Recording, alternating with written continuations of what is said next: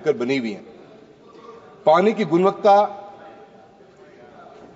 और उसकी नियमितता को भी लेकर शिकायतें सामने आती है। स्वच्छ भारत मिशन के लेकर भी सर अनेकों मुद्दे हैं, पर सर ये मंत्रालय जब नया बना, देश के अंदर एक उम्मीद जगी थी इस बात को लेकर कि जल शक्ति मंत्रालय जल जीवन मिशन जैसी योजनाओं के साथ साथ इरिगेशन के पानी के ऊपर भी फोकस करेगा। इरिगेशन के ऊपर भी दिमाग अपने उस तरफ दिमाग जाएगा, नदियों को जोड़ने का उसका भी हिस्सा रहेगा। बहुत बड़ी उम्मीदें थी सर आज देश के अंदर पानी की अगर व्यवस्था देखें तो सर पूरे देश के अंदर जो एनुअल रेनफॉल है वो करीब करीब सर 4000 BCM है सर, बिलियन क्यूबिक मीटर्स है। करीब करीब सर 1,30,000 क्यूसेक पानी बरसात के माध्यम से इस देश के अंदर आता है सर, और उसमें सर करीब करीब 1200 BCM ऐसा पानी जिसको हम यूटिलाइज ही नहीं कर पाते। वो पानी स्टोरेज की व्यवस्था न होने के कारण नदियों के मार्फत समुद्र में बह जाता है सर। हमारी कंट्री में स्टोरेज कैपेसिटी जो है सर आज की तारीख में 253 BCM की है, और सर इनएडिक्वेट स्टोरेज ना होने के कारण से ये 1200 जो BCM पानी है, जो सबसे बड़ी हमारा एक एसेट हो सकती है जिसको हम यूटिलाइज कर सकते हैं, इसके ऊपर से सरकार का कोई फोकस ही नहीं है सर। भारत में मानसून के समय भारी मात्रा में पानी तो व्यर्थ बहता ही है, लेकिन कई राज्यों में बाढ़ की स्थिति के कारण लाखों करोड़ रुपए का भी नुकसान होता है। ये सर हर साल की कहानी है। किसानों की खड़ी फसलें बर्बाद हो जाती हैं, साथ ही जान माल का भी भारी नुकसान होता है। 2023 में हिमाचल में बाढ़ में 500 से अधिक लोग मरे सर। 2022 की नॉर्थ ईस्ट के अंदर जो बाढ़ आई, 2000 से ऊपर व्यक्तियों ने अपनी जान दी, बांग्लादेश और नॉर्थ ईस्ट के लोगों में मिलाकर।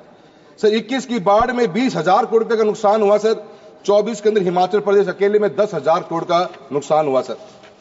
इस विपदा से निपटने के लिए प्रत्येक वर्ष भारत सरकार और राज्य सरकारें SDRF NDRF फंड से लाखों रुपए का खर्चा करती हैं।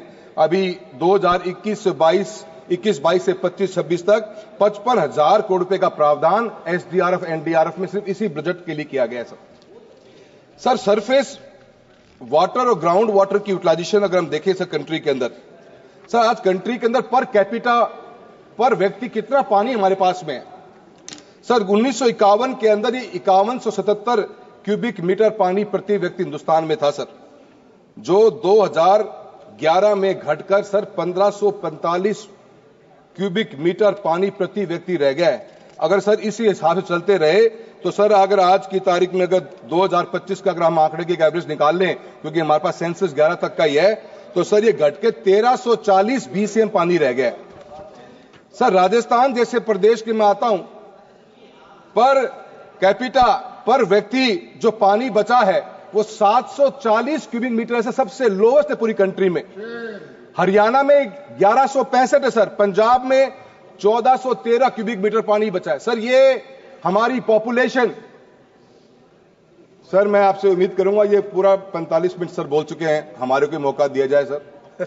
उनको यूपी के अंदर सर 1970 BCM पानी रह गया है सर। ये आज की पॉपुलेशन है सर। हम 2040 में चले जाए आगे तो सर ये घटता 1140 की एवरेज कंट्री की रह जाएगी सर। ग्राउंड वाटर पे हमारी डिपेंडेंसी 60% आज की तारीख सिंचाई ग्राउंड वाटर से हो रही है सर। 85% ड्रिंकिंग वाटर इस कंट्री में ग्राउंड वाटर पे डिपेंडेंट है। पानी की सर हम ओवर एक्सप्लॉयटेशन करते जा रहे हैं, और सर इसके ऊपर हमारे को फोकस करना पड़ेगा सर। मैं राजस्थान क्षेत्र से आता हूं सर। 3,43,000 स्क्वायर किलोमीटर का राजस्थान का क्षेत्र है सर। 10% की जमीन हिंदुस्तान के अंदर राजस्थान अकेले में है, पर पानी की बात करेंगे तो मात्र 1% पानी हमारे पास। 180 लाख हेक्टेयर जमीन कल्टीवेबल लैंड है सर, पर मात्र 50% लैंड के ऊपर भी इरिगेशन की वाटर की अवेलेबिलिटी नहीं है सर। हमारे पास में सर पूरा क्षेत्र मरुस्थलीय हमारा है, हमेशा पानी की कमी रही। राजस्थान ने पुराने समय में ही वर्षा जल संचयन के ऊपर वाटर स्टोरेज पर निर्भरता रही है, और पुराने समय से कुंड जोड़ बावड़ियों के माध्यम से हम पीने की पानी की व्यवस्था करते आए सर। चूरू हमारे राजस्थान के नॉर्थ वेस्ट पार्ट से आते हैं सर। पूरे चूरू में सर 80% वाटर नीचे सलाइन है, खारा पानी है सर। बीकानेर की हालत यह है कि TDS लेवल बड़ा हाई है। नागौर के अंदर सर हमेशा अकाल की परिस्थिति बनी रहती है। सीकर झुंझुनू सर हमारा शेखावटी बेल्ट का हिस्सा, जहां पे पूरा का पूरा हमने ओवर एक्सटेंशन कर दिया है ग्राउंड वाटर को। गंगानगर में सर वाटर लॉगिंग की प्रॉब्लम बहुत बड़ी है, वाटर सीपेज की बहुत बड़ी प्रॉब्लम है सर। अनेकों डिस्ट्रिक्टों की अलग अलग प्रॉब्लम्स है, पर फोकस नहीं है सर। योजनाएं बनी जरूर, पर योजनाओं का जमीन पर कभी देखने को नजर नहीं आता सर। सर आज मैं इस 1200 BCM पानी की बात कर रहा हूं सर, जो पानी नदियों के मार्फत बरसात का समुद्र में चला जाता है सर। इसका अगर हम 5% भी हिस्सा, अगर इसका हम 3 to 5% भी हिस्सा, अगर 5 BCM पानी भी सर अगर हम इसका इस्तेमाल करने को, टैप करने की क्षमता रखें, अगर गवर्नमेंट का फोकस इसके ऊपर जाए, तो सर ये अकेला 5 BCM पानी इस राजस्थान के अंदर 1 करोड़ हेक्टेयर लैंड के अंदर सिंचाई का काम कर सकता है। इतनी ताकत इस पानी के अंदर है सर। मैंने राजस्थान के चूरू से आता हूं, मैं चूरू की बात इसलिए करना चाहूंगा सर। जब ग्रीन रिवॉल्यूशन आया, नहरों का जाल बिछा, हरियाणा और पंजाब के बाद में राजस्थान के अंदर गंगानगर हनुमानगढ़ में इसकी एंट्री हुई। उसके बाद में सर एडजॉइनिंग प्लेस चूरू है सर। इंदिरा गांधी कनाल का पानी हमारे भी कुछ क्षेत्र में लगता है, हमने आज तक उस पानी का इस्तेमाल नहीं कर पाए सर। मेरे क्षेत्र के अंदर 17 लाख हेक्टेयर लैंड है, 9 लाख हेक्टेयर लैंड के ऊपर हम कृषि का कार्य कर सकते हैं सर। मात्र 1.5 से 2 लाख हेक्टेयर पे सिंचाई का पानी या नहर या ट्यूबवेल के मार्फत से मिलता है हमको। अगर इस 5, 2 या 2.5-3 BCM पानी को अगर हम इस्तेमाल कर लें, तो सर अगर मस्टर्ड की पैदावार करनी हो, अगर मैं सरसों की पैदावार की बात करूं, तो सर हमें 3000 क्यूबिक मीटर पानी चाहिए प्रति हेक्टेयर। अगर 5 BCM पानी को स्टोर करके अगर हम यूज करना शुरू कर दें, तो सर चूरू अकेले के अंदर 16 से 18 लाख, हमें 8 से 10 लाख हेक्टेयर टन को 8 से 10 लाख हेक्टेयर टन की जमीन की सिंचाई कर सकते हैं सर। इस 8 से 10 लाख हेक्टेयर टन की सिंचाई की बात करेंगे, तो सर हम पैदावार 18 से 20 लाख टन सरसों अकेले की पैदा कर सकते हैं सर। और आपको विश्वास नहीं होगा, पिछले 3 साल के मैं आपको आंकड़े बताना चाहता हूं कि कितना एडिबल ऑयल इस कंट्री में इंपोर्ट हुआ है सर। 21-22 में 135 लाख टन, 22-23 में 142 लाख टन, 23-24 में 165 लाख टन। और सर हमने कितनी दालें इंपोर्ट करी हैं? 21-22 में 27 लाख टन, 22-23 में 25 लाख टन, और सर 23-24 में 48 लाख टन दालें हमने इस कंट्री के अंदर इंपोर्ट करी हैं सर। चूरू अकेले में इतनी पावर है, अगर नागौर को, बाड़मेर को, बीकानेर को, झुंझुनू सीकर को अगर हम पानी की व्यवस्था कर दें, तो सर हमें दालें इंपोर्ट नहीं, हमें एक्सपोर्ट करने की स्थिति में आ जाएंगे। इतनी ताकत है सर, हमें पर पानी का इस्तेमाल करना पड़ेगा सर।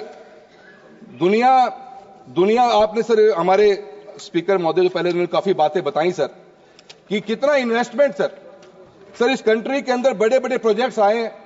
दामोदर वैली कॉर्पोरेशन 1948 में बना sir. Narmada valley development project 1979 में शुरू हुआ। Krishna river valley project 1956, Godavari valley 1960, Mahanadi river valley 1957, Sutlej river valley project जो पूरे पंजाब, हरियाणा और राजस्थान की लाइफलाइन है सर। 1950 में 270 करोड़ की लागत से 9,000 MCM वाटर कैपेसिटी क्रिएट करी गई, जिससे हम 13 मिलियन हेक्टेयर जमीन की सिंचाई कर रहे हैं सर। गंगा बेसिन का डेवलपमेंट 1986 में स्टार्ट हुआ। चंबल वैली 1954 में सर। ये देश के 8 बड़े प्रोजेक्ट्स हैं जिनके अंदर करोड़ों रुपए की इन्वेस्टमेंट उस समय कर दी गई, क्योंकि विजनरी सोच थी। क्योंकि जब तक किसान और किसानी को मजबूत नहीं किया जाएगा, इस देश की 50% आबादी किसानी पर टिकी हुई है, जब तक देश आगे नहीं बढ़ सकता सर। 10 साल के अंदर एक भी बड़ा डेवलपमेंट प्रोजेक्ट कंट्री के अंदर इरिगेशन का आप बता दीजिए सर, हुआ हो तो हमने कोई स्टोरेज तो ये कांग्रेस के टाइम की देन है, जिसके कारण आज देश के अंदर हम इरिगेशन कर पा रहे हैं। हम हरित क्रांति लेके आए और पीने का पानी करोड़ों का लोग पी रहे हैं राजस्थान, हरियाणा, पंजाब के अंदर सर। मैं आपके मार्फत से बताना चाहता हूं कि सर पानी के अंदर इरिगेशन की कैपेसिटी को इंक्रीज करना एक इशू नहीं सर। इसके अलावा टेक्नोलॉजी सर, क्या इनोवेशन किया सर हमने सर। आज भी फ्लड इरिगेशन रैंपेट है सर। फ्लड इरिगेशन के साथ हम काम करते हैं। स्प्रिंकलर्स, ड्रिप इरिगेशन सब बहुत थोड़ा सा पुराना हो गया है सर। दुनिया भर के अंदर आप देखोगे सर, अलग अलग टेक्नोलॉजीज आई।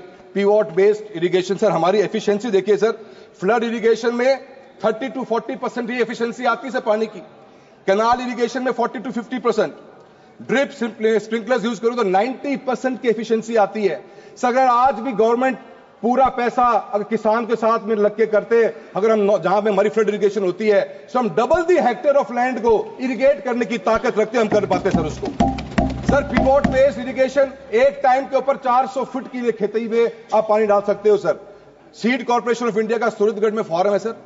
भारत सरकार ने एक पिवोट मंगवाया सर, 2.5 से 3 करोड़ की लागत आती है इरिगेशन का बेहतरीन इस्तेमाल करने के लिए। सर सीड कॉर्पोरेशन के उस फॉर्म से बाहर आज तक वो पिवोट निकल नहीं पाया, पब्लिक एट लार्ज में कभी उसकी देखने को नजर नहीं आया, कोई इनोवेशन नहीं है सर। मैं आपको बताना चाहता हूं सर, अलग अलग कंट्रीज की बात करते हैं सर। इजराइल ने ड्रिप इरिगेशन के अंदर 85% अपनी एग्रीकल्चर को कवर कर लिया। अभी एग्जांपल दिए थे हमारे साथी ने जिन्होंने बात करी वेस्ट वाटर रिसाइकलिंग का, 90% of waste water is recycle. Sir हमारा सिनेरियो क्या है सर? अमृत सिटीज बनाएगी, स्मार्ट सिटीज बनाएगी, उनके वेस्ट वाटर का कोई प्लान ही नहीं है सर। वो पानी सर हर आप किसी शहर में चले जाओ, वो वेस्ट वाटर खुले में पड़ा रहता है सर, बीमारियों का अड्डा बना हुआ है। कोई प्लान नहीं सर, सीवरेज ट्रीटमेंट प्लांट बने नहीं आज तक, न हम कभी बाइफरकेट कर पाए हमारे सीवरेज के वाटर को, ड्रेनेज के वाटर को। दोनों पानी मिक्स होकर सर गांव के शहरों के अंदर पड़े रहते हैं सर, गंदगियां फैलाते हैं और बीमारियां लेके आते हैं। हमारे पास कोई प्लान नहीं, न कोई मिनिस्ट्री के पास प्लान, न अमृत की सिटी के पास प्लान, न स्मार्ट सिटीज के पास कोई प्लान कि उस वाटर को कैसे यूज किया जाएगा। सर मेरा आपसे निवेदन है कि अनेकों बातें चली सर, सेंट्रल स्पॉन्सर्ड स्कीम्स के बारे में बात करी थी सर, PMKSY हर खेत को पानी देने का प्रावधान है। सर ये वर्ड सुनने में इतना अच्छा लगा जिस दिन लॉन्च हुआ था ये, कि अब हमारे भी राजस्थान के खेतों में पानी आ जाएगा। सर आएगा कैसे जब सोर्स ही क्रिएट नहीं किया जा रहा। सर CAD एक स्कीम थी, कमांड एरिया डेवलपमेंट स्कीम, जिसके तहत हम नहरों की लाइनिंग करते थे, अपलिफ्ट करते थे सर। 1400 करोड़ का बजट एस्टिमेट था 24-25 में। अचंभे की बात है सर कि रिवाइज एस्टिमेट मात्र 100 करोड़ पे छोड़ दिया गया। कनाल कैसे बढ़ेंगी सर? कैसे कनाल का एरिया, कमांड एरिया का कैसे बढ़ेगा आपका जब पैसा नहीं दे पा रहे हो? AIBP स्कीम है सर, 2500 करोड़ की स्कीम थी, एक्सीलरेटेड इंटीग्रेटेड आपका इरिगेशन बेनिफिट प्रोग्राम था। 24-25 के अंदर 2500 करोड़ पे खर्च नहीं कर पाए सर, 2000 करोड़ पे भी सर। टोटल PMKSY का बजट घटा दिया गया। जो बजट आवंटन था 8200 करोड़ पे, वो 6600 करोड़ पे भी रिवाइज एस्टिमेट में चला गया। सर आपकी सरकार कहती है कि हमने हर खेत की पानी योजना के तहत इस देश में 24 से 25 लाख हेक्टेयर की सिंचाई के पानी को उपलब्ध करवा दिया। सर ये आंकड़े न समझ में आते हैं, कौन से क्षेत्र में वे समझ में नहीं आते सर, कहां से ये आंकड़े आए हैं। सर हम इंटरलिंकिंग ऑफ रिवर्स की बात करते हो सर, हर चीज में बजट घटा। 4000 करोड़ का बजट था 24-25 में, रिवाइज एस्टिमेट 2000 करोड़ पे। मेजर इरिगेशन सिस्टम में 14,967 करोड़ रुपए का प्रावधान रखा गया, 10,000 करोड़ रुपए ही खर्च नहीं हो पाए सर। सर नमामि गंगे का बहुत अच्छा प्रोग्राम, 3300 करोड़ रुपए की सर सैंक्शनिंग थी, 3000 करोड़ रुपए रिवाइज एस्टिमेट में आ गए सर। 15-16 से 2021 के बीच में नमामि गंगे कार्यक्रम के तहत केवल 4016 करोड़ रुपए खर्च किए गए। जो बजट आपने आवंटित किया था उसका मात्र 20% हिस्सा है। सर बातें बड़ी हैं, दिखावा बहुत अच्छा है सर, पर एग्जीक्यूशन में बहुत बड़ी प्रॉब्लम है सर। कृपया समाप्त बोलने दीजिए सर बढ़िया बोल रहे हैं सर, पहले स्पीकर पर सर टाइम है, 15 मिनट हो गए आपके सर। और आपने सर भारत सरकार द्वारा एक योजना चलाई गई जिसका नाम रखा गया, राजस्थान की बात है, पानी की बात है। अच्छा लड़का है सर, आप अच्छे हैं, मैं अच्छा sir. National water mission sir, national water mission के अंदर जल शक्ति अभियान कैच द रेन का प्रोग्राम चला सर। इसके तहत सर GSA CTR 2024 में कैंपेन लागू हुआ। 617 डिस्ट्रिक्ट में डिस्ट्रिक्ट वाटर कंजर्वेशन प्लान बनाया गया। सर हम सारे सांसद बैठे हुए हैं, देश के अलग अलग कोने से आते हैं। अगर यहां पे कोई सांसद खड़ा होकर बता दे कि उसने अपने डिस्ट्रिक्ट एक्शन प्लान के भी देखा है क्या सर? हमें तो आज से बताया सर, हम एक सांसद के रूप में पब्लिक डील करते हैं प्रतिदिन। अगर आज गांव में से एक फोन को उठाऊंगा, पहला फोन ये आता कि पानी नहीं मिलता सर पीने के लिए। सर डिस्ट्रिक्ट एक्शन प्लान बन गया, अभियान चलाया अपने 2024 के अंदर, और सांसदों को उसका पार्ट ही नहीं बनाया गया कि क्या पार्ट बनेगा। तो ये तो सर हालत है सर।